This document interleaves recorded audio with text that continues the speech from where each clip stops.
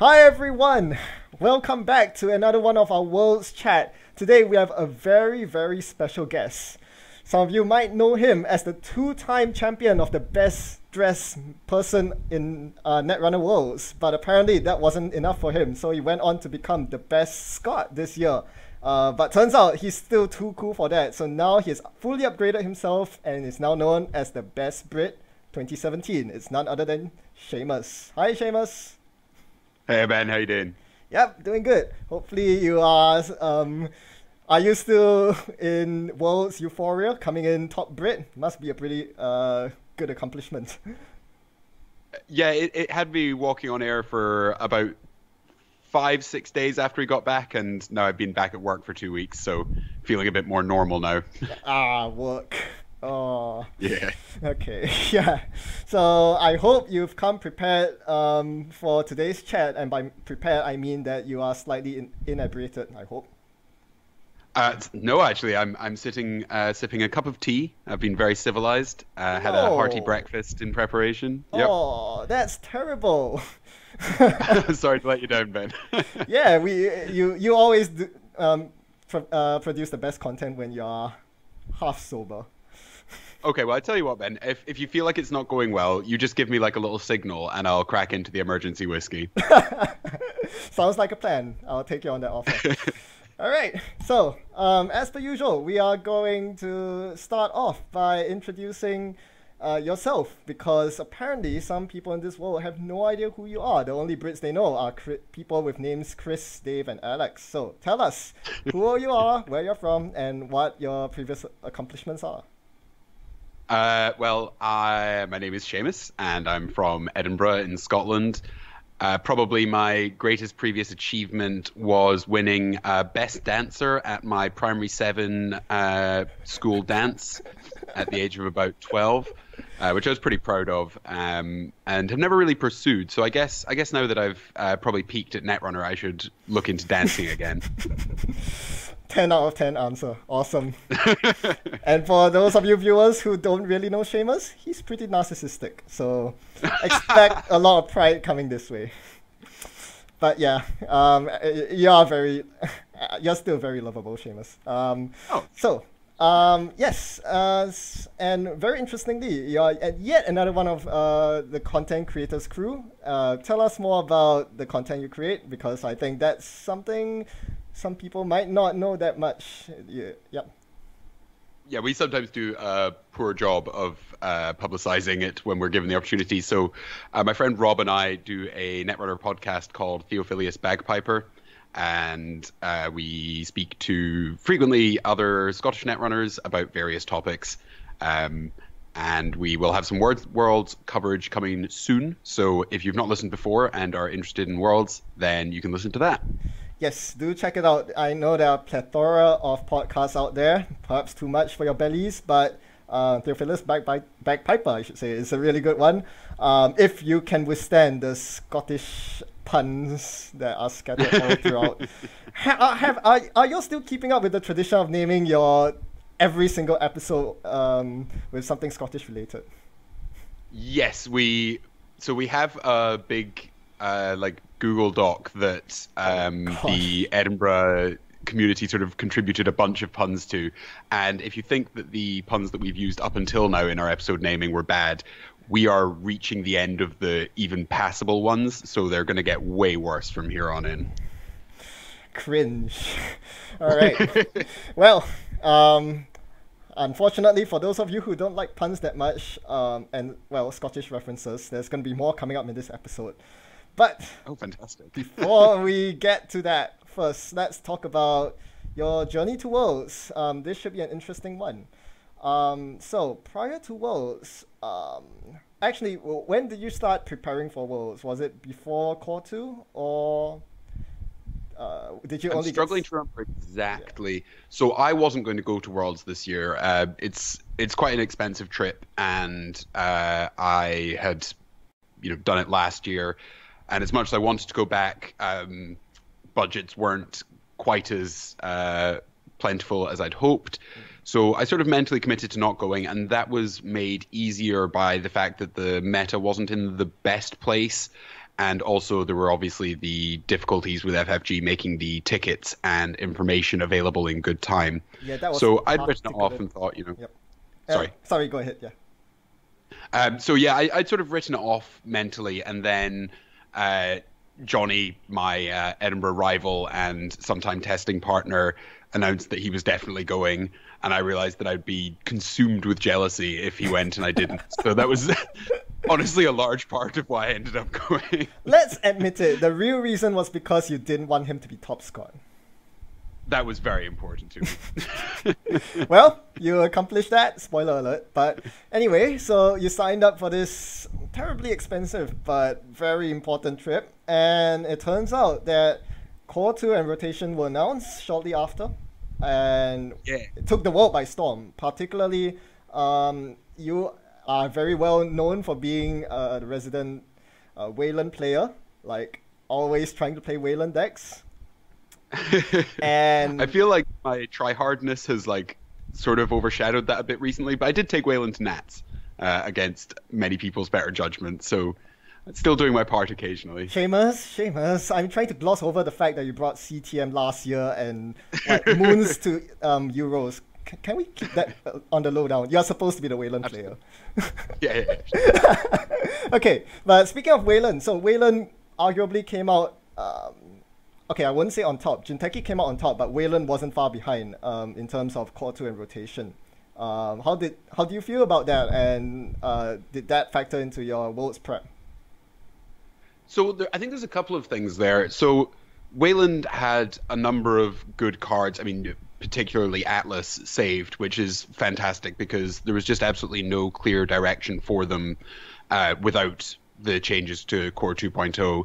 You know, losing 3-2s is bad for anyone, but Atlas is particularly central to almost every Wayland deck, barring Hot Tubs, which, to be clear, I would never and have never played. Let's not speak of Gagarin again, all right? All right. So that was good, but and I think it made some people, including myself, think, oh shit, maybe this really is a time for Wayland to shine brighter than it has of late. However, the other changes that were made, particularly with the banned and restricted list really hitting asset spam decks, meant that Shaper became the obviously best runner. I don't think anyone was in much doubt of that. You know, some good Anarch decks emerged, but Shaper was the obvious good choice. Mm-hmm. And Shaper just hurts almost all Wayland strategies other than Gagarin incredibly, incredibly hard. So by the time the full picture emerged through Core 2.0 Rotation and the banned and restricted list, I had basically written off Wayland as an option for me to take. Wow, that's quite interesting. Did you even think that something like a tempo-based supermodernism, something like an Argus plinking away at the runner, is still, can't compete with Shapers? So that's actually the second element of the Core 2.0 changes. So while keeping Atlas was incredibly important, and that sort of archetype wouldn't be viable without Atlas at all, the loss of Scorch, I think, is actually secretly huge. Oh. So if you look at the Shaper decks in particular, which dominated the tournament, they all run Misdirection. Yep. So it's incredibly hard to meaningfully land a hard-hitting use against them, particularly with an eye to killing them the next turn with Boom. CTM can still make good headway with it because you're a tempo deck, so you hard-hitting use them, and then the threat of being tagged is huge, both in terms of not being able to steal cats, having exchange and closed accounts to hand. Whereas with Wayland, you really need to land them with 2 tags on your next turn so you can kill them. There's theoretically stuff you could do with splashing closed accounts in exchange, but then you really have to ask yourself why you aren't just playing CTM. Mm-hmm. So I think a rushy modernism-y build could have actually been really good this year if Scorch was around. So most decks, meat damage protection is way more limited now because you can't have Plascrete. Yep. And Sports Hopper is fine, but not as strong a silver bullet as Plascrete was, and Misdirection doesn't do anything against Sea Source. So with Scorch in the meta, I think that a Wayland deck could have done reasonable work against the Haley builds and could have rushed out the Valencia builds. But without it, you're sort of left with, well, I can rush to 5 points, and if you found all your breakers by then, there's a real limit to what I can do to close out the game. That is some incredible insight. I must admit, the thought of Scorch stuff taking Wayland down a notch hasn't really crossed my mind at all. Wow, I wasn't here for Divine Revelations, but you just gave me one, Seamus. Nice. So, yeah, that's a very good point. I never actually considered that. I mean, no one played Scorch since Boom became a thing, but you are quite right. So yeah, so it's weird, though, because, like, the reason... This is, like, I think I'd sort of subconsciously recognize that, but I only explicitly recognize that's, like, a big problem for Wayland at the moment recently. And... as you say, it's funny because no one's been playing Scorch, but the exit of Aaron and New Angeles City Hall and the camming, Plascrete as well, but also like just the camming of Runner Econ means that I think like Sea Source Scorch could have actually ended up in a pretty good place. Obviously, I've had worse is still a problem, but you know, you back in the heyday of, or well, I say heyday, when I played Modernism for a bit a couple of years ago. You still killed Anarchs with I've had worse all the time. You do, yeah. So, yeah, I think Scorch became a lot better right as it was removed from the card pool, which is kind of unfortunate. That is a pity, yeah. So sad. Yeah, so with Wayland out of the picture for you, so what decks did you end up thinking of bringing to Worlds, and did that change over time as you continued testing, you know, with the UK testing group and after getting rumors from other sources? Yeah, so I'll start with Runner side because that's like a much simpler story, really. I played a lot of Smoke when she was released. I've always had a penchant for Stealth Shapers, initially Kit, but then Smoke's quite good because you could fit 3 Temujin in 40 cards, and just about any Runner deck is good with 3 Temujins.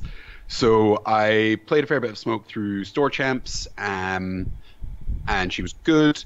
She looked even stronger with the new meta, so I played a couple of different variants, one with Maw and Film Critic, which was very fun, and then the UK testing team sort of switched to Strike and Astrolabe, so I gave that a try, and that was also good. I stuck on Smoke with like a couple of spicy includes, so like the signature Scottish spice for the UK Smoke deck was On the Lam, because Brain Rewiring emerged as a real threat, and CTM started splashing Sea Source. So we found, like, you can't really keep up with the econ of CTM under normal circumstances if they land at bankers early. Like, you know, you're always going to be poorer than them. But if you've got On the Lam, then as long as you've got, like, 2/3 of their credits, then they can never, like, Sea Source then hard-hitting you. Because you just, if they put a load of money into the Sea Source, you just On the Lam the tag away, and you can same old thing for it. And it also did double duty in the CI Brain Rewiring matchup, because you could host it on Netmerker, which basically no card other than Voter Intimidation interacts with. Nice. And then you're safe from 3 damage, which is quite nice. So I played that. I played it at the Icebreaker as well. And it did fine. It only lost to Dave Hoyland's Betrayer PU deck. Ooh, firing the shot there. But speaking of the Icebreaker, you guys didn't do too shabby either. 3rd place, right behind Team Turing. Oh, that was King of Servers, yeah. Oh, sorry, yeah, different tournament. Yeah, I didn't actually play Smoke at that. I played Reg Val, which was actually the other deck that I tested. And I built Reg Val just because I wanted something to play in the new meta and was low on ideas. And it won almost all of its testing games, but I just sort of, in the back of my mind, had it that there's no way a deck that relies on using Black Orchestra to break code gates could ever be good. So as much as this is winning, I'm not considering it. I'm going to play Shaper. And then, of course, the Americans did fantastically well with a relatively similar Reg Val build. So that's what I played at King of Servers, and it went 4-1, which fine, good. It could have very easily gone 5-0. But for some reason, my brain was still like, this isn't a real deck. I'm not going to play it. So take that for whatever insight into my weird brain that is. Right. So yeah. I was getting nervous about the smoke deck despite it performing pretty well, and I was having a lot of trouble beating Sam's Haley with my Corp deck, but also seeing it perform very well against everything else. So despite not really having played with it much, I switched to it the morning of Worlds. Wow. Okay, I did not know that. I guess you're now on the honorary list of Netrunners who pick up decks the morning off and do surprisingly well with them. You can say hi to Timmy Wong for me right there while you're at it. That is amazing. Like Timmy Wong, I didn't have to actually build it myself the morning of. You know, it was handed to me at least. Sure, but did you actually jam any practice games with it? So I think I'd played a couple of games with earlier iterations of it, and so there's this fantastic series of conversations that I was barely involved in because I was still sort of in the back of my mind going to take smoke. So immediately after the icebreaker and in the hotel afterwards, there was a group of people and they were all standing around. And I just kept overhearing them saying these things like, well, you know, if we drop the second stim hack and the legwork, then we can put information sifting in and that buys us a slot. And I was thinking, what the fuck is... I'm allowed to swear, sorry. I may have to swear about some of the card choices in this Haley list. So... what on earth are we doing putting information sifting in a deck? And then, you know, the Da Vinci tech, which I think has now been well discussed. I was just thinking, what is this nonsense? Our one contribution was the deck previously played a Scavenge, and then Stephen from Edinburgh, who was like on fire with weird edge case ruling spottings throughout the week, noticed that the trashing of the program with Scavenge is an additional cost. Yep. So if you play it with ShadowNet, then you ignore that part. So that makes Scavenge way worse. Yes. That got replaced with a test run, which was also fine. Particularly good because the Haley deck can be slow to set up. So being able to just be like, test run Fem, you're not rushing that agenda, is quite nice. So I played a couple of games with it, and then I heard what the monstrosity they turned it into, full of like mad one-offs and tech cards. And I thought, I suppose my specific thinking for switching was, last year, everyone sort of agreed there were two good runner decks, Wizard being the best and Andy also being good, but most people agreed wasn't as good. And I felt more comfortable and more practiced with Andy, and she did pretty poorly for me. And I wouldn't necessarily blame the deck entirely for that. I think like a couple of them were just like bad beats that could have gone another way.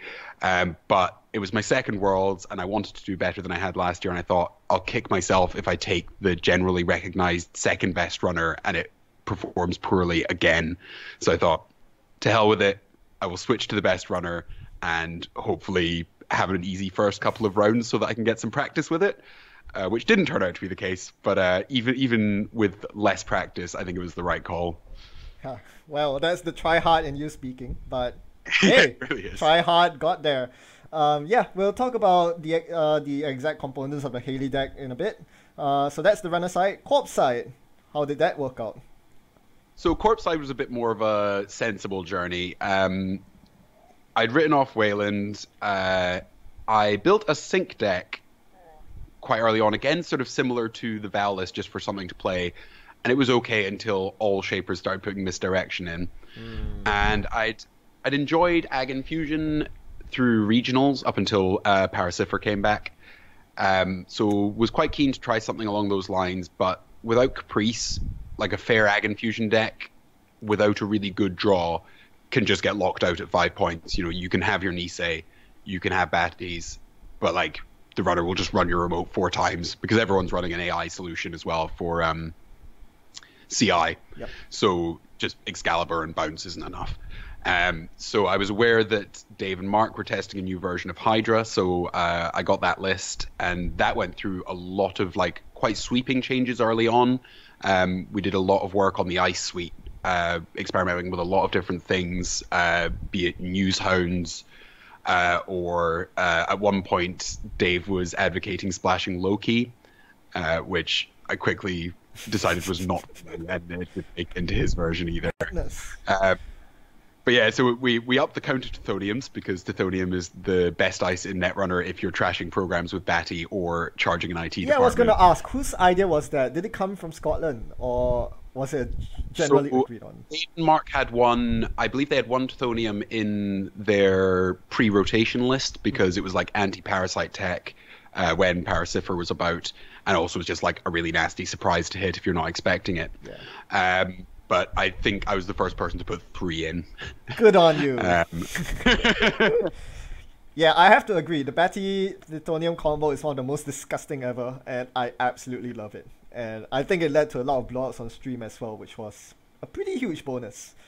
So yeah, that's basically Hydra for you. And I guess you didn't find any better Corp decks in the meantime. yeah, I didn't. So Chris built a CTM list, which I think, much like I didn't take my Val list seriously, he didn't take very seriously. So whilst it did quite well, there was like that nagging knowledge that it probably wasn't good enough. Despite, again, going 4-1 for me in King of Servers and 2-1 in the Icebreaker. So sometimes, you know, you do your testing, you get positive results, and then your reaction to that is this deck isn't good enough. So take from that what you will. Nice. So I played a bit of that, and Chris and I had a morning meeting the day of Worlds to convince each other not to play it. Little did I know that he had switched to Betrayer PU as well. But yeah, I stuck to Hydra despite some like really bad testing games right before Worlds, just basically because I knew in the back of my mind that it was strong and I had not practiced anything else nearly enough to switch. Well, your decision paid off, and the good guys win, betrayers lose. So, well, can't complain about that. Okay, so let's talk about the decks in detail. Starting with the runner deck. So this is, I guess, more better known as the UK Haley deck. It is actually, I mean, a lot of the cards are similar to the American or the Australian version in the sense that it's basically a two-box deck. All the hate cards are kind of similar. Like you have your Clot, you have Polop, Hunting Grounds, and stuff. But I think there are a couple of interesting differences. Did you get to have a look at the American Australian version, and what do you think of theirs versus this? Most notably, this version, the UK version is clone chip, whereas they're on Levy with Valesco. Yeah, so my initial gut feel is that clone chips is better, but I mean, obviously their deck performed very well, so I have actually played a couple of games with it, and I found it really awkward, and I found it kind of irritating to play, but that's probably just because, you know, I need another 5 games to get into the rhythm of it. Fundamentally, I think, you know, I know that I think, is it Greg Tung had Aesops as his restricted card, which that's a completely different version. Yeah, that's another. Seems crazy to me, but like, I mean, again, did very well, so I'm sure there is something there. But I think, you know, the division between Proco and Laguna and Levy and Clone Chip, at the end of the day, you're playing the deck for the sort of 10 hate cards that it allows you to effectively run, and generally good breakers. So I think there's probably not a huge amount in the difference between those two. You know, theoretically, I guess Levy gives you a bit more game against PU, but so many of them are running Arc Lockdown that you have to be really careful that your Levy doesn't get net damaged. So yeah, I actually suspect once you're practiced with both, there's probably not a lot in it. But I've played a lot of Proco decks in the past, so certainly if someone had handed me the Laguna version the morning of the tournament, I think I probably would have done a lot worse. I don't think that would have been as easy an adoption of playstyle for me to make. I see. Yeah, that's very fair. Yeah, it could just be all boiling down to personal playstyle, because at the end of the day, as you said, they are pretty similar in terms of what they do and, you know, the backbone in the Tapworm set economy. So, I mean, I think people have seen more than enough of this deck on stream, and having been involved in the part of UK's testing group for a bit, and having seen so many games of Haley on stream, I'm kind of desensitized to the deck in the sense that there's not much to talk about anymore. So instead, why don't you entertain us and tell us any interesting plays you made throughout the 2 days at Worlds? Any, you know, fancy things you did with ShadowNet, or any cool info siftings of that sort? So I suppose on that subject, but also sort of going back to the question of the difference between ours and the Australian and American builds, I suppose one interesting factor which is present in a lot of decks that you see, our inclusion of David versus their exclusion, and the Australian version actually only running Inti as a barrier breaker, I believe. Yes. Inti and Atman. That's quite an interesting just like phenomenon of people ending up teching against themselves a bit. So like a bunch of us were on Ag Infusion, so like David was hugely valuable, particularly with IT department, and they were largely on smaller ice decks, be it CTM or PU or CI, and it's just funny how those little things, even when you're sort of somewhat consciously avoiding teching against yourself too hard, your valuation of cards is really affected by your own experience, regardless of how conscious you are of that factor. In terms of funky plays, I suppose there's sort of two ends of the spectrum on that with Haley, because like your standard game plan is like so safe and so standard. You know, it's not a deck that generally requires wild plays. You basically set up and then you have good breakers and loads of money because you pro code through your deck, and hopefully you've got 3 fan sites ready to spend for multi-access or economy. So it's in games where you're stopped from doing that things get interesting. So my second last round of Swiss, the final one that I played, because I took my first ever ID in this tournament. I know. I was so hungry for that try hard success. So I was playing against Brandon Hawk, who I knew only as the chap who topped Swiss, I think, was it 2 years ago? He lost like 1 game in the Swiss or something crazy. So I knew I wanted to sweep that round. And when I saw his name, I was like, oh, okay, well, this should be interesting, I guess. And he was on PU, which is obviously, you know, like a really strong anti-Haley meta call. And I sort of like, the way I chose to play that matchup, because I faced PU twice, was I didn't feel like I could get away with just digging for feedback filter. So you have to make runs, because like if you can get an early Obokata before your cards are particularly pressured, that means it's like way easier to close the game later on. So I made some runs, I got a couple of points, I stopped him from shipment of tenening out any houses of knives, taking a fair bit of net damage in the process, but fortunately not losing and eventually drawing my feedback filter. So I have my feedback filter down, but you know, your econ is not wild in this deck, and feedback filter is really expensive. So I spent something like 3-4 turns just like clicking for credits so that I could like make a couple of runs on HQ and still avoid the net damage that would kill me. So despite doing this, being pretty careful, I'm on 4 points. I believe he has finally scored a House of Knives, so he's on 1. And we're like 40 minutes into the round, and I've got no cards left. Oh, gosh. I've got my feedback filter, and like I've clicked for a lot of credits, and it's turned off all his Kamainus, which is pretty strong. Nice. So I'm just running HQ because it's free for me to get into, because it's only a Kamainu, whereas like R&D's like 4 credits or something, and I need all my credits for a feedback filter. Let me guess, you hit an Obokata. No, I hit a Future Perfect like 5 or 6 times and lost the side game every time. Now, at one point, he archived memories for a face down card, and like I have no idea what it is, and I'm just like, I know I've still got to play the Hydra game, so I'm just going as fast as I can, like knowing that the odds are against me, but if I can just get this bloody Future Perfect. I must have been on 4 points because it was Future Perfect for the game. And I'm running, like 3-4 times a turn. Breach Dome? Failing to get.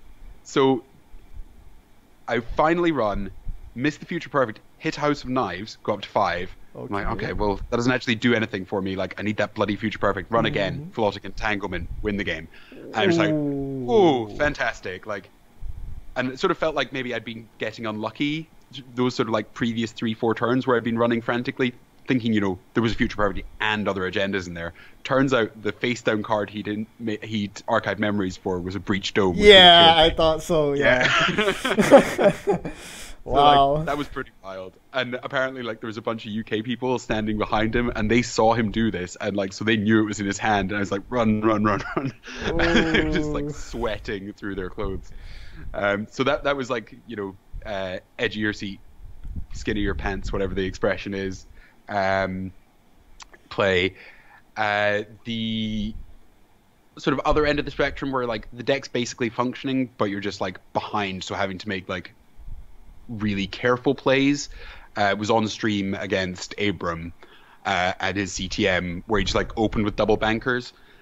And you eventually end up with CTM having their bankers in this list most of the time. You know, like if you end up on like parity credits and they res a bankers, maybe you go and get it. But like 2 bankers turn 1, like they're staying there for the rest of the game. So he immediately has infinite money, immediately scores a Beal off the table, and it's just like, oofed. He could, if he has a piece of ice and an agenda in hand, he could be up in 4 points next turn, draws another agenda, 6 points, and draws another agenda, done. So fortunately, that's not quite how it went, but ended up having to sack, I think, 2 real agendas as well as 2 fan sites to ShadowNet, just to do like the dumbest plays, like trading cats for cats. So he had like an MVT with what I was pretty sure was a quantum predictive model on it behind a data raven, and I was like, can I get in there whilst taking 0 tags and ending with 4 credits so that I can use misdirection to clear the inevitable hard-hitting news? And it was like classic Shaper bullshit stuff. So like, you know, test run Fem onto 1 ice, install hunting grounds in case the second is a data raven, stim hack it, get to the end of the remote, spend money boosting the strength of Fem so you can no longer afford to trash an MVT, take the cat that you sold a cat to be able to afford to go and get, and then you're like, well, so now I'm still 2-1 down.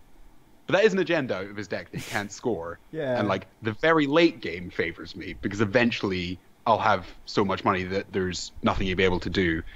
So you end up making these really weird like stalling plays, just to get you to the point where like the full Shaper lock hits. Yeah, ShadowNet gives you a huge advantage that way. I'm glad you actually brought that game up, because that was one of the big games to watch. Like I think that was one of the most interesting games of the entire tournament. And on one hand, I was kind of bummed that you won because you basically ended my bet runner run, kicking Abram out, poofed. On the other hand, well... Hold on, Ben. Are you saying that I wasn't on your bet runner team? I am appalled. I'm sorry. I wish I did put you on, though. That would have been a bigger victory for me. It's but too late now, mate. On the other hand, you just played that so well. Like, as you said, Abram basically had the nuts opening and capitalized on the open build that you didn't run. But it seemed like you played with a pretty cool hit. Did you feel like after the mid-game thereabouts, where you had the Shaper lock incoming, did you feel like, I've got this, all I have to do is play carefully? Or were you still on the edge of your seat? Yeah, there was definitely a switching point. So I think 1 or 2, the round previous, I had thought that I'd lost on like turn 5, and my goal going to Worlds was to make top 16. So like, as soon as I'd done that, I wanted to win 1 game because you don't want to be 16th. Although, no disrespect to whoever came 16th, like obviously that's still a huge achievement. But like, you like get that nagging voice in your head, like, oh, come on, just like win 1 game. And then like once you won 1, it's like, well, just try and win 1 more. But I'd mentally just been like, oh, I've lost this. And I ended up pulling it back. But from that point on, like I was entirely happy with wherever I ended. So when Abram had that opening, I thought like, it's pretty likely that I'm going to go out here. Like I know my outs. I know that my deck has an answer to this, but it's going to be tough. And if this is the end of my journey, that's fine. Ben will get a nice boost on his bet runner team. No. But I think when I was able to go into the remote the second time, so an interesting thing about this game is it was probably the one where it was most relevant that I'd seen my opponent's deck list. Yes, I was going to ask about that. The Seasource, was it in your mind? Or rather, the knowing lack of it? Was huge, yeah. Like, because that's such a strong out against Haley. Like, either, Seasource closed, hard hitting, or just get 5 points and then Seasource exchange. Yeah. And there's nothing you can do about that. So you were actually aware of it, very actively aware that he did not have this out. Yeah, oh yeah, like as soon as we got the list and it was like, doesn't look like there's a sea source in here. There must be a sea source in here. Like went through, no sea source. So that was a huge factor. But also really importantly was I'd sort of heard rumor of what the American CTM ice composition was, but having it confirmed was really interesting. And that was, I'll come back to that. So knowing that he had an Enigma, meaning that like theoretically a remote could require me to have a barrier breaker, a sentry breaker, an answer to Data Raven, a Gordian, and ideally probably a David for Tollbooth. Like that's a huge like rig commitment that they could potentially set up on a remote. So I think it was the second time I went into a scoring remote, I ran first click thinking, well, if one of the two unres pieces of ice is a Data Raven, I'll need to bounce off and like test run the Fem onto that. If it's the Enigma, I'll need to reconsider because I don't know if I've got enough money to install Gordian and go back in, potentially, also having to bring a Fem if it was like Enigma Data Raven. So when I went in and it was an IP block and a toll booth, which I already had answers for on the board, admittedly, Inti is expensive with IP block, but at that point, like, my running credit total wasn't very important because I had Tapworm up with a couple of SatCons. I only needed 4 credits to clear tags, and I could, stim hack at will if I really needed to. When I made that run, I knew that he was in a really bad spot because that was me on 2 agendas. He only had 1 piece of ice on R&D. So he was going to have to commit even more ice to keep me out of that remote. Like, any time I could, to ever keep me out, like I could go in that remote probably every turn if I really wanted to. And R&D was 1 piece of ice. And I could definitely get the answer to R&D. So at that point, I switched feeling very confident, but of course still conscious that one small mistake against a really good player, or particularly against CTM, can completely end you. But yeah, my mentality in the game switched very dramatically at that point. Nice. Wow, really nice to hear your insight on that game. I was on the edge of my seat. And yeah, you end up pulling through, which was really awesome for Team UK. So yeah, so back to the Haley deck. So besides CTM, what other decks do you face throughout the day? Was it more CI or more Ag Infusion, more potatoes? I actually didn't face much CI at all. I faced Alex Fordinand's CI in the Swiss and then again in the cut, and that was it, strangely. My first game of the day after, the grand PU betrayal, sat down with my first round opponent on Dan Spinoza's stream, and he pulls out PU, and I just think, oh Christ, is this going to be the whole of Swiss is just going to be me getting ruined by net damage decks? That's rough.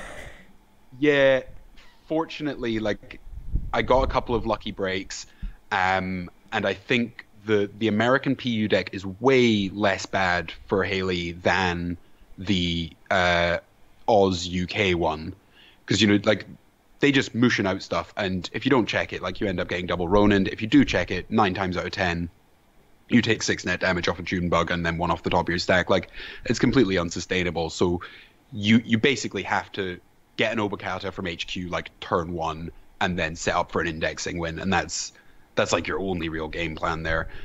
Whereas with the American one, you can kind of afford to just like make the odd successful run to make it harder for them to fast advance out. If you get your feedback filter down, just click for 1 billion credits, which is what I did then. So like, bad matchup, but like got lucky a couple of times, and it was like the less bad version of that bad matchup in my view. I played a couple of like fairer like glaciary decks. I played the lovely Ben Torrell of Peachak fame. Amazing. Yeah. So he had a funky Polana build, I think it was, running punitives, I believe. So much kill. Yeah, and like so things like Ben Musashi and stuff. I think he was on punitive. I might be misremembering. No, I'm pretty sure he was. Anyway, it's sort of like using the threat of damage to score out deck, which is one of my favorite things to do.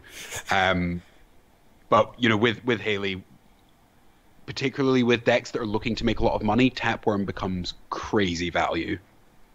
Because like if they're sitting on 30 credits, then you're suddenly getting 6 at the start of every turn, and frequently, the right call is to purge. But unlike a deck like CI or CTM, where like you just got sort of like incidental benefit accruing all the time. So like CI, the fact that you're drawing more agendas doesn't matter so much because you're still keeping them all in hand without having to discard.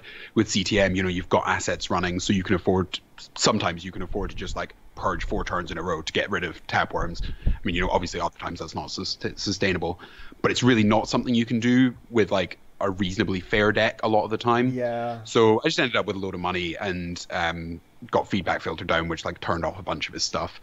What else did I face? Anything else? Did you funky? face any Hydra decks? I did actually. Yeah, me and Triss got paired, which was a bit of a bummer because we weren't in a place where we could help each other out with an ID. Yeah. So we had to play it out, and I think we played like. Actually, maybe am I misremembering? I think maybe I actually did grind some Haley games with him the morning of the tournament. I think that's right, actually. Yeah, because it didn't start till 1. So we played out, and it was funny because we knew exactly each other's decks. I think there was 1 card difference between both our decks. He had an interdiction, I think, and I had a feedback filter in Haley. And we both knew that Haley was favored. We both knew the reasons why.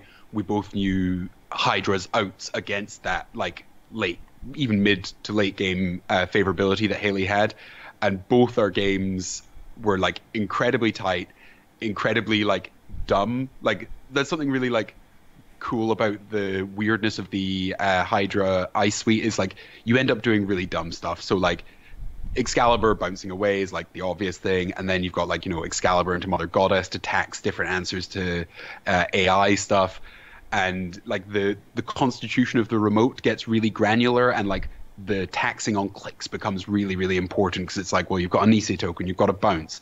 I need to get my Fem out onto the Excalibur so that I can run more than once. And you're like, okay, well, that leaves me 2 clicks if Beth's firing. And it's like, ooh, but if he reses something, that could bring him down to 13 clicks, 13 credits unexpectedly. And they were probably like the 2 of the best games that I've played like in the last 6 months. And despite it being like really competitive and like the reason that we played rather than splitting not to risk not like sweeping each other was that we both needed the wins. We ended up like discussing each other's lines and being like, oh yeah, so like this remote's like pretty much my only out, right? It's like, oh well, is that unresed Ice Mother Goddess? Yeah, obviously. Yeah, you're right. That's probably your best bet, but like if you've not got an Obokata in the next like 3 cards of your R&D, I think I'd probably lock you out. And he's like, yeah, no, I think you're right. Okay, like mandatory draw. Not got it. Draw. Not got it. Judge! Players are colluding! What is this? Oh man, it's really lovely to hear that. That's a very, very nice story to hear. Yeah. Oh man, I miss the days where I could play Netrunner like that. And you're describing it as though it's so tense. I wish I was there to relive it. It sounds like quite an epic matchup indeed. It really was, and I must say, on that note, Ben, you were very much missed this year. People remarked on it several times. I'll try to be there next year. Anyway, so given that you've jammed a lot of games, not just with Triss, but with the rest of the UK testing crew as well, given that most of them were actually on these 2 decks themselves, let's do some Mull or keep. So let's assume you're playing the Haley deck. Let's say you're up against Ag Infusion, probably Hydra. You're not sure, but let's just assume it is. And you get this opening hand. Cerberus Lady, Astrolabe, Clone Chip, Self-Modifying Code, and a pretty useless feedback filter. Is that a keep or Mull? That's an easy Mull. Yeah, you're looking for Proco, Gamble, Diesel's fine. Fan sites are always good to get down early in case they go for a rush score. Like, there's nothing really there that you want to see early. I mean, even the SMC is like, it's kind of meaningless without any support cards, and you've got like 2 cards that you definitely don't want to see early in Feedback Filter and Cerberus. Yeah, basically if your whole opening hand is hardware and programs, you are probably mulling it. Let's see if we can get more resources on this next one. We have SMC, Diesel, Fansite, Claude, David. Yeah, so that's a bit more of an edge case, right? Like Fansite's really good early, and I perhaps incorrectly often think of like an okay hand with a Diesel in it as worth keeping because like you can get 5 new cards, or you can keep like the two reasonably good cards in there early, like SMC and Fansight, are both fine. Plus 3 new ones on top of it. Yep. So a smart move would probably be to mulligan that, but like I might edge towards keeping it and then play my diesel and immediately regret it. Okay, yeah, so let's say you were forced to keep this because it's a mulligan. That makes our decision a lot easier. So what would your turn 1 be like, assuming all centrals are locked up? Yeah, you hit diesel and you see what you get, and then you play it from there. Satcon and 2 gambles. Wow, nice keep. Okay, so that's got a lot better. It's a shame that all centrals are iced up, but because like you still there? Because you've already got the okay. I was just having a think. Oh, sorry. So you've got the makings of an SMC into Tapworm with Satcon there, which like is really good because it slows down.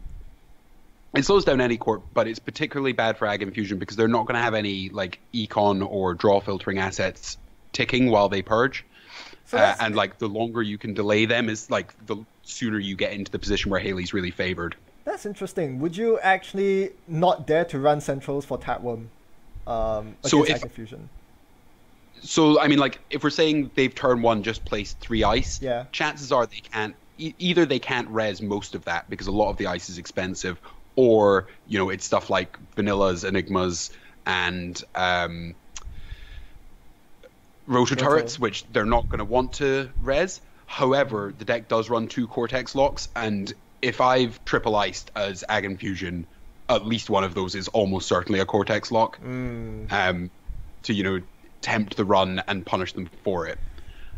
So I think with this hand against Ag, you'd be, how many are you on? You're on 7 cards. So you could like draw, gamble, and then install 2 resources, probably the Fansight and the Satcon, but like maybe if you get something else, then you'd like install that instead. And that's already, you've already got like, I mean, a gamble's not insane money, but it's enough that you can immediately stop them just trying to rush out. Like if they, because like against Haley, sometimes you can just be like, end the run piece of ice, Nisei, go. If they've not got a gamble, if they've not got a gamble or a stim hack, chances are they actually can't afford to get that. And once you've got a Nisei token, that like dramatically shifts the game. Shocking insights. Nisei tokens are good. Yeah, that's usually what Ag Infusion aims for, doesn't it? In fact, I think a triple ice on Central's turn 1 is probably unlikely, given that they are trying to push Niseis out. But well, that's my inexperience speaking. Let's move on with another hand. Clone Chip, David, Fansight, Gordian Blade, Test Run. Ugh. Yeah, no, get rid of that. Next. There's no matchup you'd want that. Yeah. This one's pretty marginal. We have Gamble, Cast, but we also have NT, Fem, and Gordian. Yeah, so if you mulligan into that, like, you're not heartbroken. If that was my initial hand, you do have a lot of resources, and if your turn is like draw, and you draw another good resource, and then you go gamble, play those. See, like, that's fine. Like, gamble into Cast's Fansight is like an absolutely fine opening. Right. Yeah. Yeah, because... But if that was your initial hand, like, you would maybe consider mulliganing that. Yeah, because... It would depend on the matchup as well, I think. It's 3 dead cards in your hand, pretty much. Although, having one of each breaker is nice against someone who's trying to rush the saves. I can see that. Alright. Theoretically, but, like, the only... because your turn couldn't realistically be install all 3 of those, run the remote. Yeah, sure. So Fem's the only like strong anti-rush card in there, and you really want to be test running that rather than hard installing a Fem, because if they like install advance behind a piece of ice, you like spend all your money getting that Fem down on the piece of ice and run it, and it's like an Obokata, and you've just wasted all your money, and you can't afford to steal it. You've not got the card to steal it. Like you're out that game already. Yeah, that's a good point. Also, doesn't help that it costs 11 credits to break a Titanium with Inti. You don't want to do that. We've done the math. It's not looking good. Alright, a couple more hands. How about this one? Satcon, Stimhack, Proco, Satcon, and Golden Blade. Missing a Tapworm. Yeah, that's insane. No, that like basic like to mulligan a hand with Proco in it, you have to have like a really bad hand. So like you're immediately there, just like install Proco and Satcon for a click. Proco probably 3 times. And you're well on your way to establishing like a really fantastic Haley mid game. And you've got the stim hack in there as well. So if things do get a bit hairy and you've drawn into the test run, like already you're setting up for a really strong late game, and you're secretly holding a really strong answer to like a rush play. Yeah. Yeah, I mean, yeah, as you said, you can't really go wrong with Proco in your opening hand. It's, the earlier you see Proco, the better. All right. Like Proco and like 3 expensive programs, you would maybe consider not going with that, but like Proco and like any other 1 or 2 cards that you can realistically play turn 1 is nuts. Yeah, especially a zero-cost resource like Satcon. I can see that. Yeah. All right, last one. 2 fan sites, Polop, Makersai, Lady. Ooh, that's actually a really tricky one.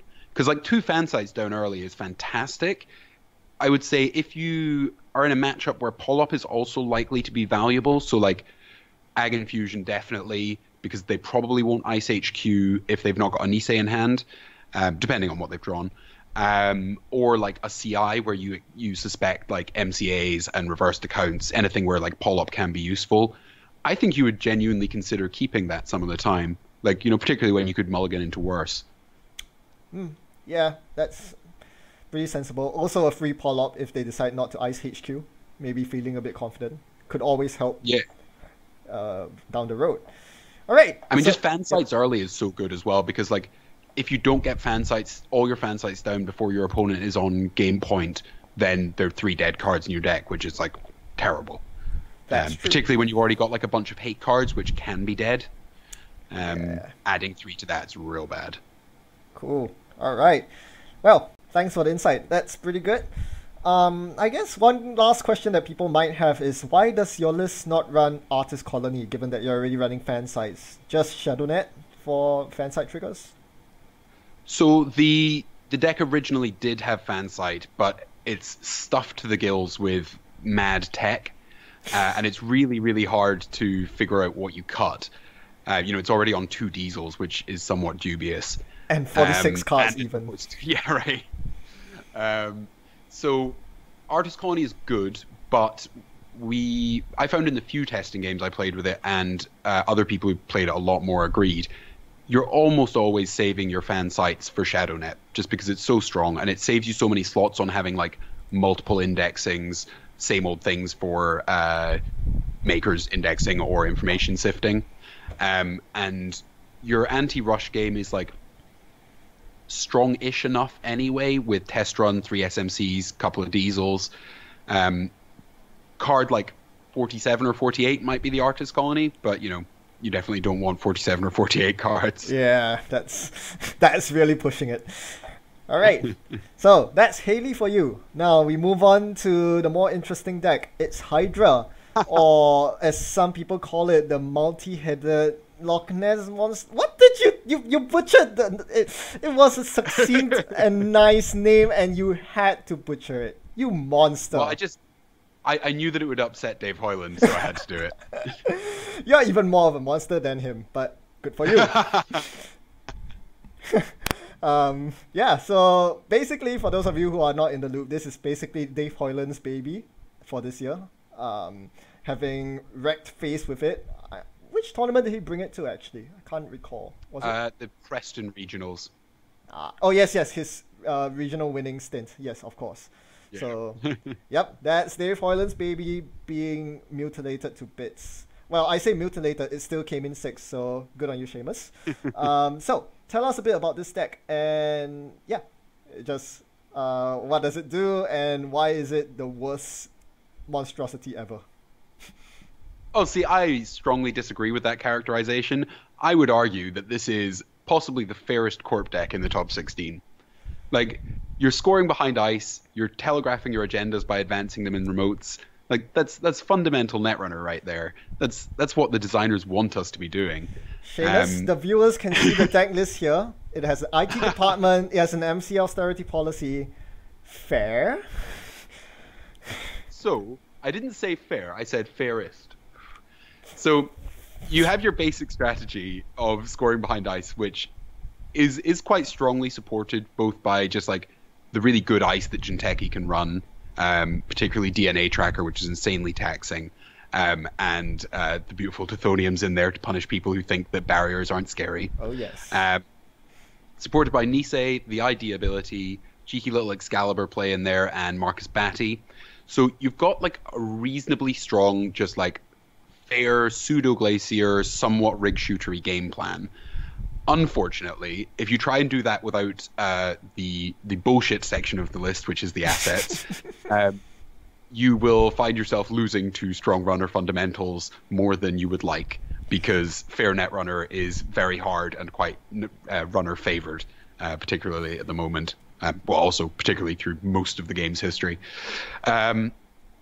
So to take some of the sting out of that, you have some subtly and not game-breakingly supportive assets at your disposal, searched up by tech startups if you need to. The one that you mentioned and the one that people tend to focus on because it's a bit of a nasty card is IT department, which spirals exponentially. So if you can protect that for like 2-3 turns, if the runner doesn't have Paul Up or David, they're basically done. Like, they can't break any ice. The ID ability on Ag Infusion means that if you've got a res Tithonium anywhere, they can't run on any unresed piece of ice because they immediately hit a Tithonium, and for most decks that's game over because you lose 2 programs and a resource. That is like a very strong play if you can get it rolling. It happened a lot in testing. I actually only had, I think, 2 games in 8 rounds of Swiss and 2 Ag Infusion games in the cut. Yeah, 2, where I even went for and got the IT department lockout. So whilst it's the most flashy part of the deck, I would say if you're wanting to play this, don't get tunnel vision on the IT department. Although when you get it, it does basically win the game, but it just takes between 10 and 15 turns after that before the agenda points reflect that you've won. MCA austerity policy was like a late addition for a couple of reasons. We found it's really strong to have, like, one of the best ways to get a window for getting your IT department running is to make the runner run your remote for something that isn't IT department. So that can be an agenda, but then your opponent gets an agenda and you don't, and that's bad. Not a good idea. MCA austerity policy is, it's taxing your opponent's clicks. It also forces them to run or give you an agenda.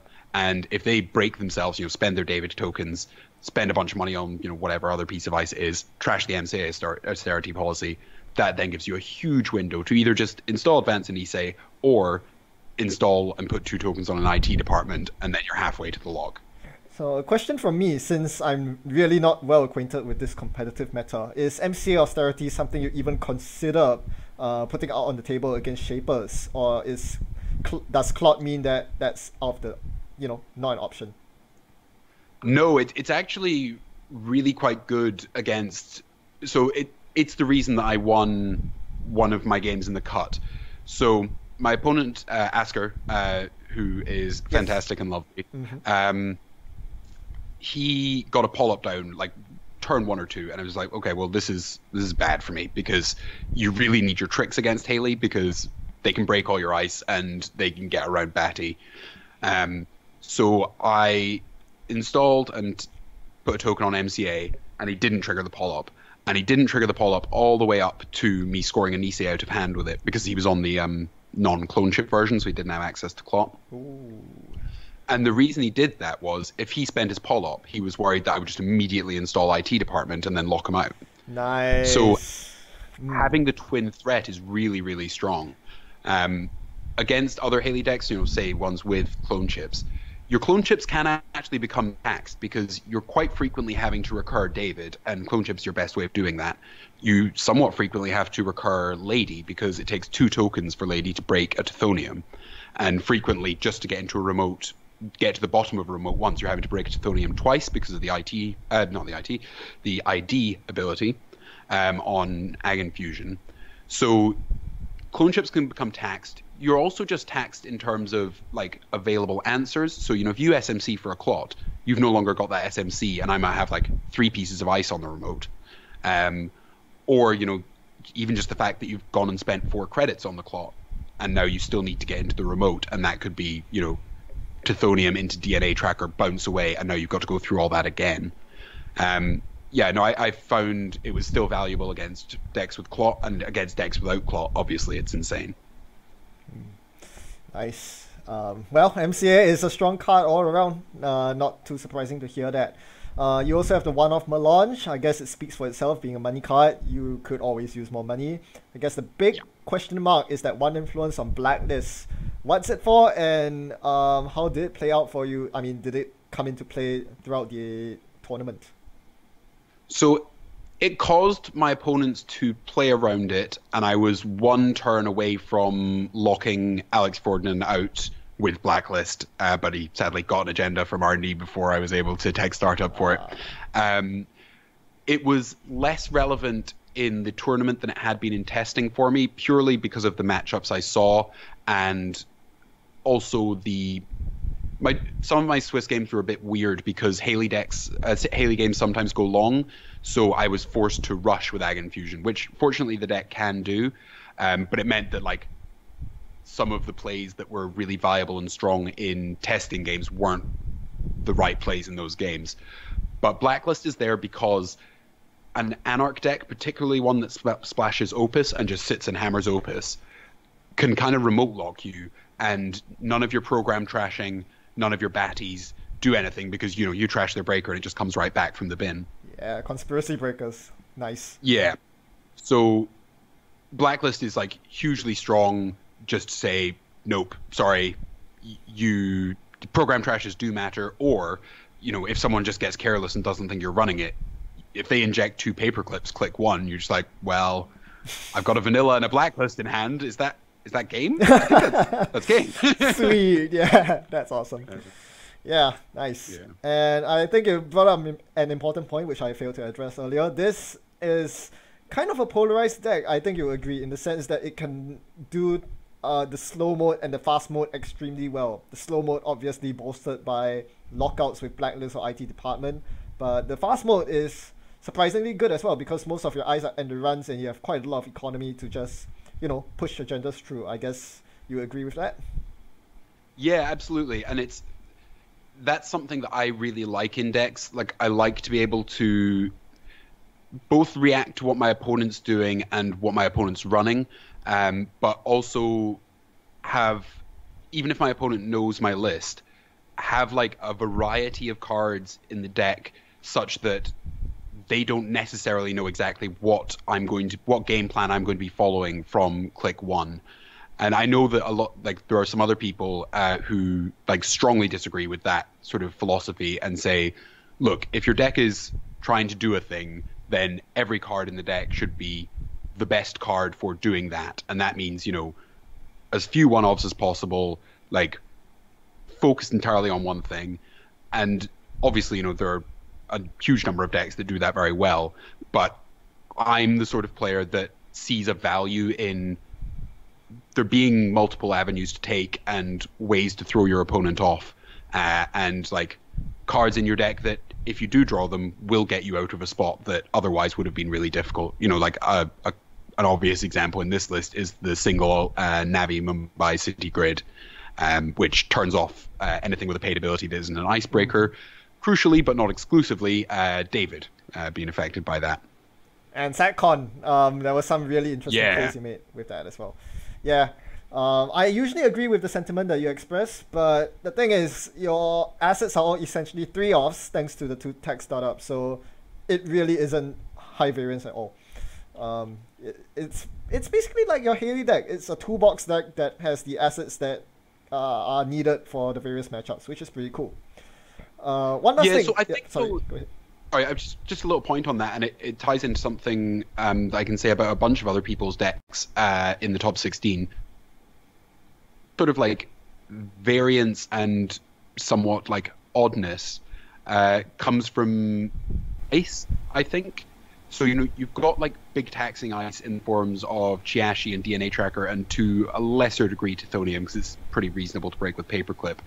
And then you've got hard gear check in the runs that are cheap in the form of Vanilla and Enigma and Roto Turret to an extent, and Mother Goddess, which then leans you towards weird mythic only remote lockout plays, and they're all sort of doing different things, but being able to do different things I think is actually more valuable to Corps at the moment than consistency is. Like, consistency is good if consistency is powerful, but I think consistency in Corp Ice Suites at the moment is a little bit underpowered, and having like the one of something in your deck that forces the runner to have an additional answer. So it was very much the case in like the American CTM deck. You don't even necessarily want to install a Sentry Breaker against Data Raven.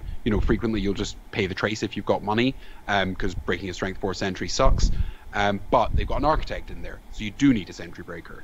And then, they've got Toll Booths, and you'd rather use David than Gordian Blade on the Toll Booth, but they've got a single Enigma, so you might need to go and get your Gordian Blade. And that was also true in Wilfie and Alex's CI decks. So rather than just, Fairchild is a good ice, Architect is a good ice, cheap barriers to gear check them, they've got a single, I think Alex has a Wall of Static and Wilfie has a Bastion, but they're both doing the same thing, punishing you for just installing your Inti and then assuming that you can break all barriers in their deck. And they've got a single Enigma, because again, like, you're frequently either clicking through Fairchild or using a David or, whatever your answer to Fairchild is, because God knows breaking it with real decoders is yeah. So then they've got an Enigma in there that punishes you for not having your standard decoder, and a single Itchy, which, like, I mean, Itchy's like a generally good card anyway, but like, so say you've installed your Mimic to deal with Architect. Well, now Itchy's going to be a click tax on you, and you're wanting to use those clicks on Fairchild. So I think, like, in all three of those, so their deck, the American CTM, and this, there is a lot of, like, we're sacrificing consistency for, you really need to respect having an answer for all these different things, and if I get the right ice and you've not got the right answer, that's an agenda for me. And, either with Nisei's or with the agendas that CI can score that support their further scoring, like, that can be huge. Very astute observation. I think that's also partially due to the fact that the meta was blown wide open by Core 2 rotation. So much diversity at World, so you need to have that diversity in your decks as well to prepare you for whatever the meta might throw at you. So yeah, speaking of variety in your ice suites, one thing that most people might not know how to use or play with in your ice suite is Mother Goddess.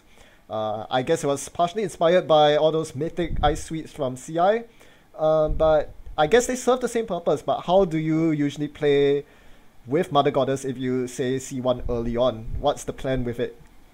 So I suppose the first thing to say is that it was Dave who convinced me to go up to 2 Mother Goddess in the list, so I should thank him for that, because it was hugely relevant on the day.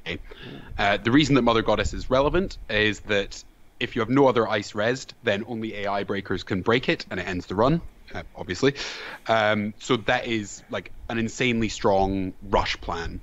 You generally, like, so the good answers are Atman at 4 or Fem, both of which are expensive. So, if you see like a Burst Econ card, Mother Goddess, and a Nisei in your opening hand, you're almost certainly scoring a Nisei turn 3, which is great.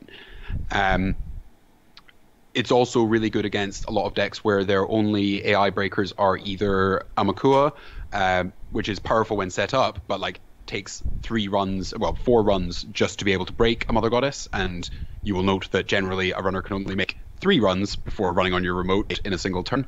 And then you can just boop them away if they've got an extra counter from somewhere. And obviously the other one being God of War, which is hugely expensive. So that's like your basic rush strategy. Your second one is you've got Excalibur as well. So if Shaper either gets, Atman 3 so that they can break your Excalibur so you can't bounce them away with the Inner Ice, then you res a Mother Goddess and they can't break that. Or if they go Atman 4, then suddenly they can't break your Excalibur. So if you fire an Excalibur and then ID bounce them away, that's another free score. So like that's a really powerful strategy. It's particularly powerful in matchups where you are not favored in the late game. I also relied on it quite heavily in a couple of the Swiss rounds where my runner game had gone really long, and I drew a Mother Goddess and thought, well, that's how we're playing this game now. And at one point overwrote a Chiashi, just so that Chiashi? A res Chiashi. Whoa! So yeah, my opponent was on Amakua. I had ice on all my other centrals, and I had the winning agenda in hand, and I think 2 scored Nisei's, 1 with a token. So installed over. Their econ was taxed, so like, if they ran and hit a DNA tracker, that would open up a scoring window anyway. Purged, so they have no counters on Amakua, then install advance, and that was a complete lockout. They didn't. It was such a clear lockout. Like, I think maybe 1 or 2 of their friends, I forget exactly who it was. I think it was maybe either Eric or possibly even Brandon, actually, in the second last round of Swiss. But a couple of people were watching from their side, and like, they took their turn, didn't win, shook hands, and they were like, "Oh, why didn't you run the remote?" And they're like, "Oh, it's some other goddess."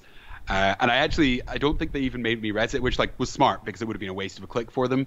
But I'm now thinking back and like, wouldn't it have been hilarious if it's been like, "Nope, it's vanilla." But why else would I overwrite a Chiashi? That would be epic next level mind games. I mind game you to concede. Oh, that's amazing. Oh, that's lovely. That is a story I will remember. You're overwriting a Chiashi, that's crazy. Alright. So let's get down to the Mull and Keep for this one. Again, since you had a lot of practice with it, let's just assume you're playing against some Haley variant. Okay. Would this hand be appealing to you? We have Cortex Lock DNA for Ice, Double Hedge Fund, which seems pretty cool, and a Batty. Yeah, so DNA Tracker is actually like pretty much the way that you beat Haley. So Haley likes to make surgical efficient runs. So, getting into your remote with a David, indexing, again, frequently with a David, but, high impact, but not frequent runs. And they're not very well set up to chew through ice, multiple times every turn. DNA Tracker will generally cost a Haley deck 7 credits, which is huge. So I would immediately be thinking here, okay, DNA is going on R&D, yep. I'm hedging, maybe put the Cortex Lock on HQ, just to dissuade them poking and maybe getting the Batty. Right, but of course that depends on your mandatory draw, so let's do that, and you get another Batty. Oh yeah, so I'm definitely icing the HQ as well. Yeah. So the way that you beat Haley is by actually taxing her money, and you do that by bouncing them into DNA trackers all the time. I rezzed a DNA tracker on Archives, like turn 3 against Asker in the cut, just because like I knew he had 2 Tapworms, and I was like, I really want to dissuade you from cheap central runs to keep installing these idiotic things. So the way I won that game was just bouncing him into a DNA tracker every time he ran. And his deck is even lighter on money than our Haley deck, so you end up just taxing them out of the remote, not by any trick really, but just like, well, you've had to break a DNA tracker twice, and now you've got to break the remote, and your deck's not high on money. Yep, that can be a problem for Haley when they're poor. But so interesting that you brought up Tapworm, because I was wondering, what's your line against Tapworm? Say if Haley gets a Satcon and Tapworm down this turn, and next turn you mandatory draw into your 1 power, do you purge, or do you keep going? You purge. I would purge, particularly against the Levy Laguna version, because they don't have clone chips. Like, they only really have 1 round of recursion, which means that their Satcons are more pressured than ours are. So Batty is like not great against our version of Haley because, sorry, I say ours, Sam's version of Haley, because you've got Satcons, and additionally you've got 3 clone chips, plus you've got 2 barrier breakers, a Fem, a David. Like, it's very hard to lock them out.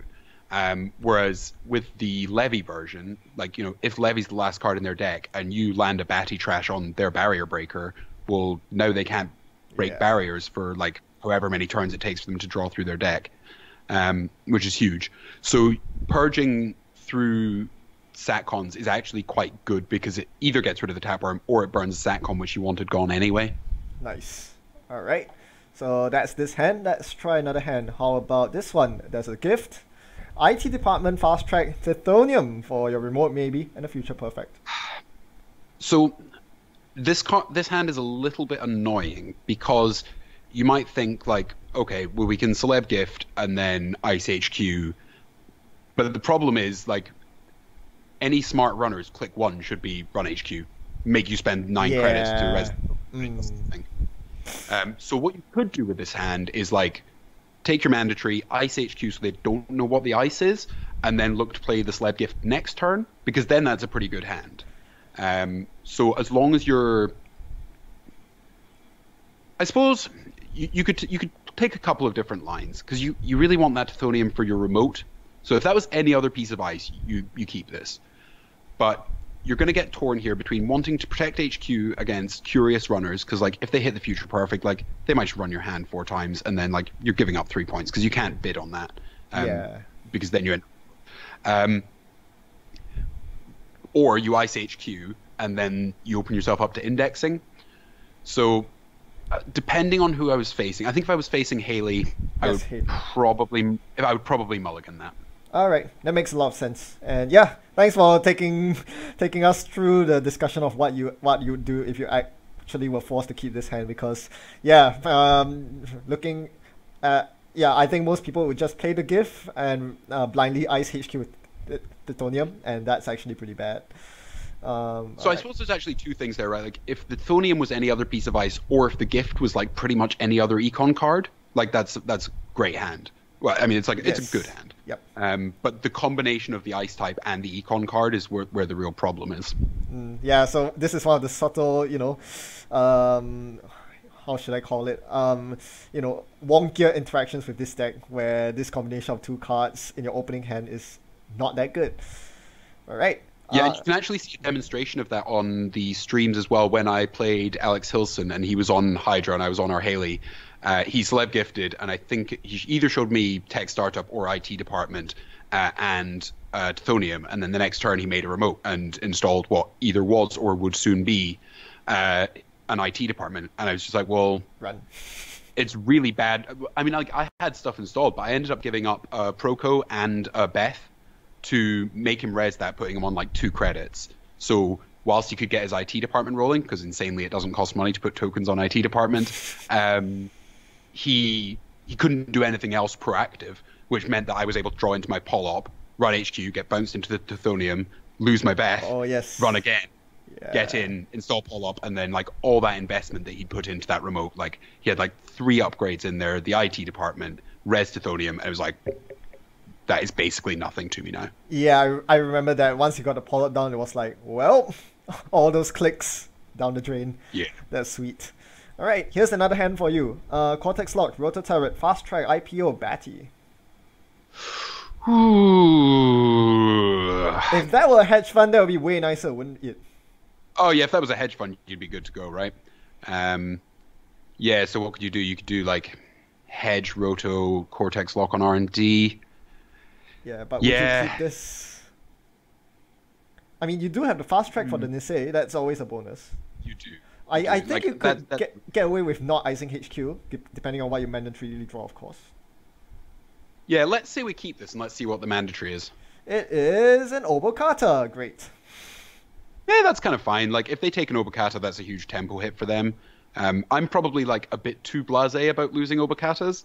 But, like, especially given that I've, like, kind of got a setup for, like, a turn 3-4 Nisei score here, like, I would be looking at that Obokata as, like, if they take you, I probably get a Nisei. So, yeah, I think you'd do, like, Cortex Lock R&D, Rotor Turret Remote, click for a credit, and then, like, hope that your next mandatory draw is good, such that you could try and score a Nisei in a couple of turns. Oh, it's a tech startup. Yeah, that's not really what you want. Nope. So, yeah, I'd probably be regretting not mulliganing. Oh, well, but in this scenario, would you go for the IPO play, or would you tech startup for one of your assets? No, I would go for the IPO play, and then next turn, depending on like what kind of board state they're developing, whether they're looking like they're able to contest an early thing, and particularly whether they've got like SatCons down, I would consider. Oh, actually, do you know what might be the best thing to do? Actually, would be Batty and Tech Startup in the remote, because you've got a trash program on there, and then you look to search for MCA Austerity. Because once you've got it on 3 tokens, you can pop it, fast track, score an Nisei from hand. Oh, wow. Yeah, you can do that, can't you? Yeah. Sweet. Oh, I love this deck. Fast advance MCA with fast track Nisei. Whoa. Okay, that did not occur to me. Nice, nice. I love this. I'm loving this. Let's do one more. Let's play out one more. 2 celeb gifts: Enigma, Obokata, Hedge Fund. Awkward. I actually quite like that because as long as you don't draw into another agenda, and depending who you're facing, like I would probably celeb gift put the Enigma on R&D just as like indexing protection, because you're so set up with money there. Like if they take an Obokata early, again, I say I'm possibly a bit too blasé about this, but like I view that as a big tempo hit for them, and it's really like if you can have the tempo turns like 3 to 6. Like that's where you can establish your game-winning lockout, like be it scoring an Issei or getting an IT department rolling. Like that's your window to turn it into an easy game for you.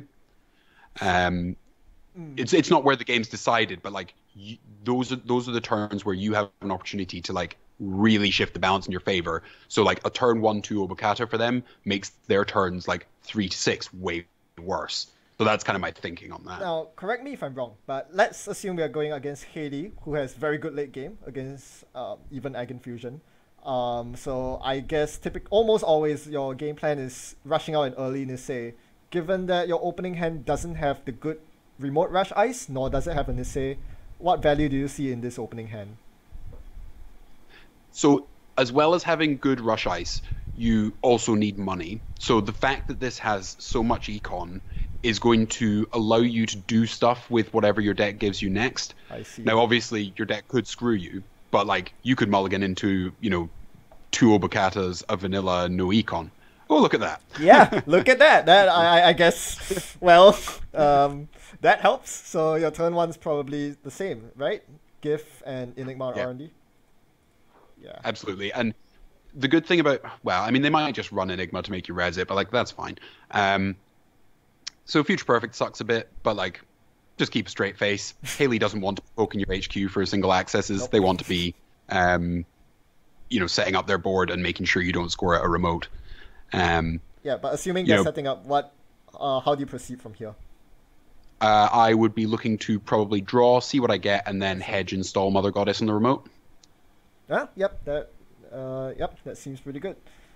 Yeah, and probably one power sometime later to clear all these agendas if they're still sitting in your hand. Seems good. All right, so you can do, but I mean, also like they're both defensive, so you might even look at like your scoring pattern being lose one of these 5/3, at some point ice HQ, score an Issei, fast track the second Issei, and then yeah, if you've got one power, you probably use it at that point. Yeah. But I wouldn't be like stressing about drawing one poa there.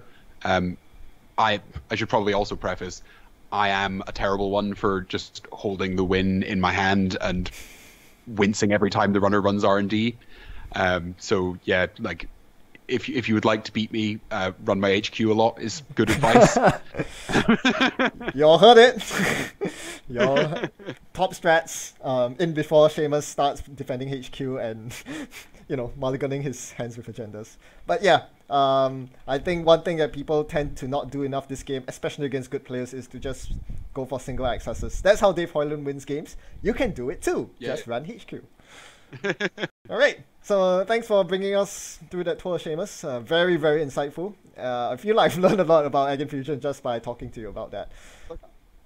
Yep. So let's quickly move on to our Patreon supporters who have given us some questions. Let's start with a question from Raja, also known as Aja, also known as a top 16 finisher this year. He asked us congratulations to him as well. Yeah.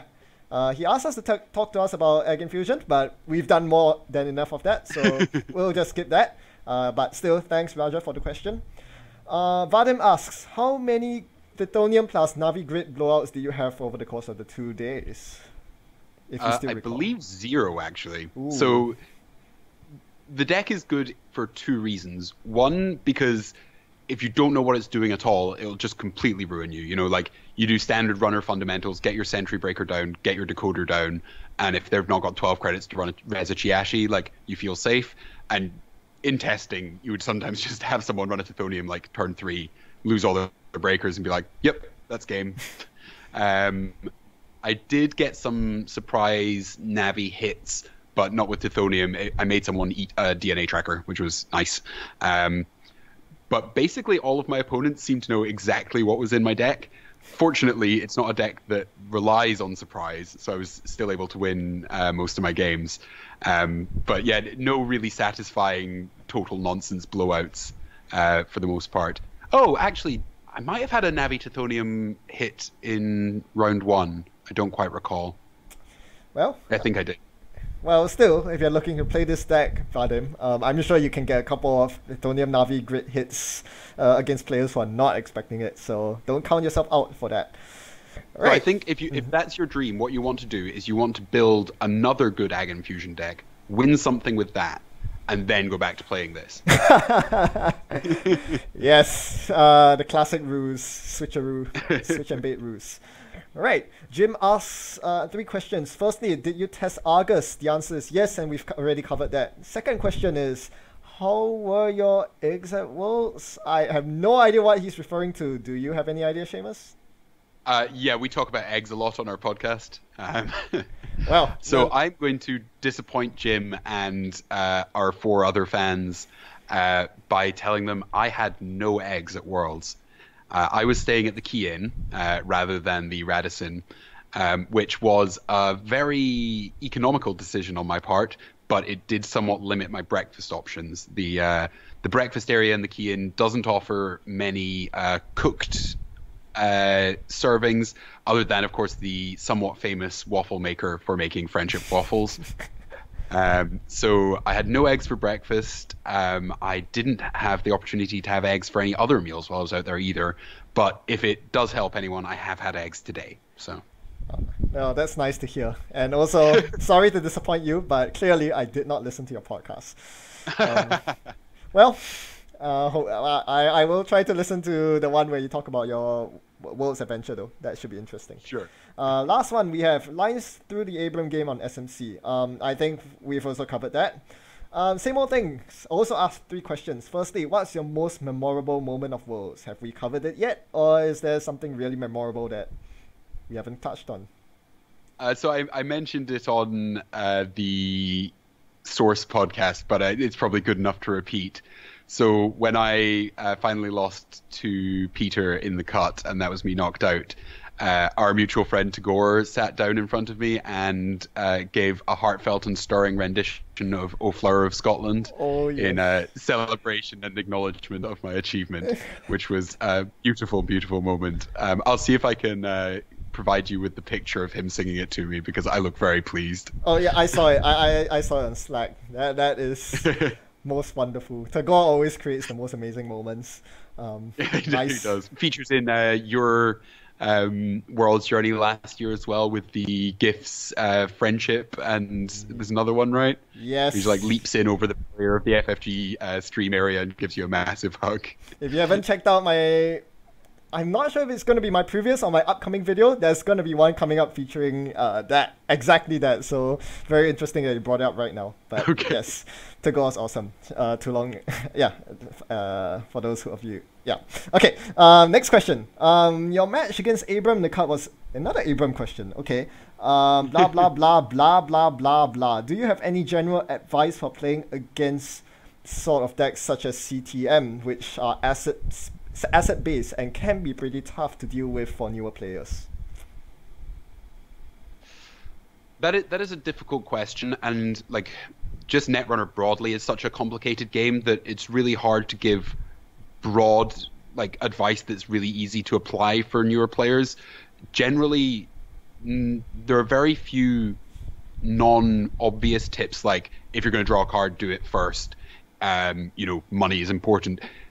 No pieces of advice more complex than that are a substitute for practice and really knowing a matchup.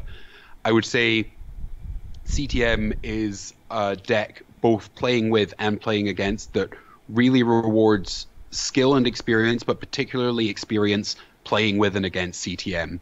So knowing what their likely agenda suite is, and so that basically gives you a clock on how quickly they can score out. So for example, when Abram scored a Beal off the table, like, I immediately knew this places me really far behind, because eventually I'm going to come to a point where he can install advance in a remote, and I won't know whether it's the winning GFI or a cat that I can't steal. So you need to have, particularly with Shapers, you need to have an idea of what the late game in which you win looks like. So in the case of that specific game, I knew it meant having a tapworm running that he couldn't feasibly spend the time to purge. I knew it meant getting into his remote untagged probably 2 or 3 times, and then being able to get into R&D probably 2 or 3 times. And so you just need to focus absolutely on reaching that point, and only deviate from setting up your own board position to get to that point, when ignoring what he's doing will cost you the game. So we sort of talked about like the mental switch I had from feeling very behind to feeling very confident in the game. And that was because I had reached the point where I knew now going forward into the game, I could get into the remote if I needed to, and I could win off R&D eventually. So I didn't get distracted by trashing assets, because that was not a viable line for me. I didn't have the money, and it would have only given him more room to score out, which is all he had to do at that point. His money didn't matter anymore. He had infinity credits, and he only needed about 9. I didn't trash the DBS, which is a bit more risky, because that does help him get to his scoring plan.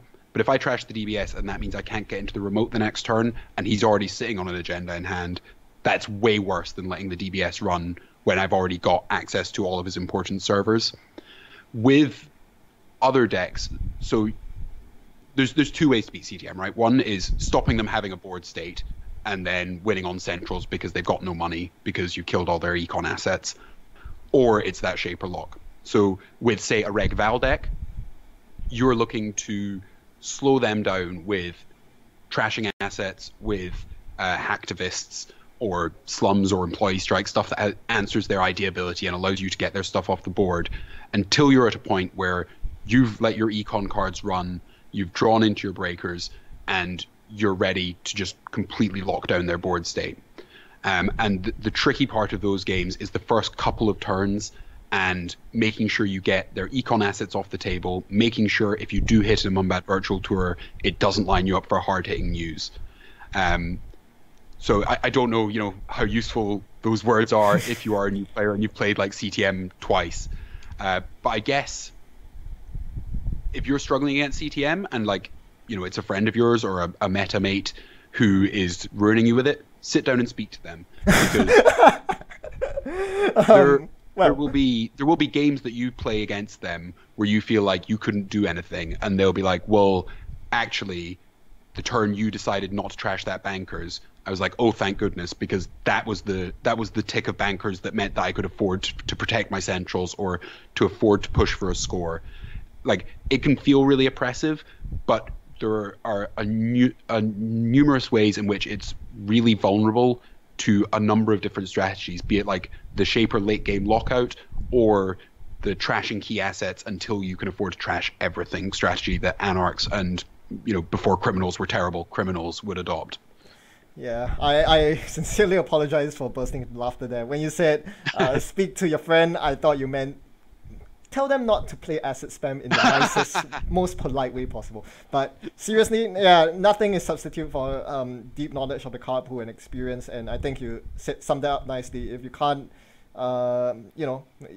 grind that many games yourself to get the experience that players like Chris Dyer and yourself, Seamus, have, then talk to a pro player. I'm sure they can help you out. To wrap this up, final question. During the stream, Dave Hoyland refused to explain why you wore a captain's hat. Can you now reveal why? I can indeed. So a bunch of the UK players were in the pub after UK Nats, and I was talking to Chris Martin and Andrew Fox, and I think a couple of other people. And we were talking about, how long Moons had been dominating the competitive landscape, and particularly, you know, what we expected to see from an MWL update, because we still hadn't had the banned and restricted list at this point. And I sort of, you know, offhandedly, before delving into more interesting things that I hope to see on the MWL, was like, obviously Friends in High Places goes on at 3. And Chris goes, oh, I don't know, I think it might only go on at 2. And I basically fell off my chair. I was aghast. How could anyone possibly think that that card wouldn't go on at 3? So we, in a somewhat inebriated state, made a bet that I bet that it would go on at 3, and Chris and Andrew as well, I think, bet that it would not. And the stakes of the bet, because we were in high spirits and a bit drunk, was a fancy hat. Now, obviously, Friends didn't actually go on the most wanted list at 3 because it was instead banned. Yes. And we had a bit of a discussion about this, and I felt that I had won the spirit of the bet, if not the letter of it.